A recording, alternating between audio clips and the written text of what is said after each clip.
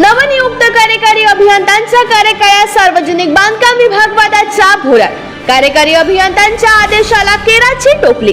सार्वजनिक बांधकाम विभागाच्या आदेशाला हरताळ. बदलीनंतरही कर्मचारी जुन्याच ठिकाणी ठाण मांडून कार्यरत. सार्वजनिक बांधकाम विभागातील प्रशासनिक शिस्तीवर प्रश्नचिन्ह निर्माण करणारी बाब समोर आली आहे.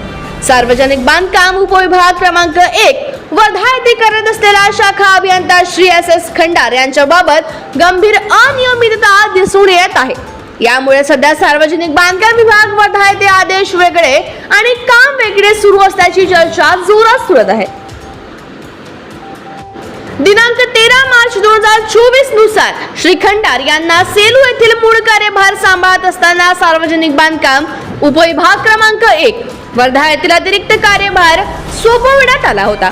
मात्र पुढे आदेश पत्र क्रमांक 2049 2026 दिनांक 25 मार्च 2026 रोजी वरील अतिरिक्त कारभाराचा आदेश रद्द करण्यात आला असून श्री एस खंडार यांना तात्काळ त्यांच्या मूल पदस्थ ठिकाण सेलू येथे रुजू होण्याचा स्पष्ट निर्देश देण्यात आला आहे.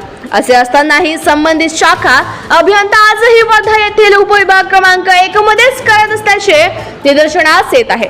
कार्यकारी अभियंता श्री एकनाथ टिकले यांच्या स्पष्ट आदेशाला न जुमानता त्यांनी अद्यापही मूळ ठिकाणी रुजू का झाले नाही हा गंभीर प्रश्न उपस्थित होत आहे.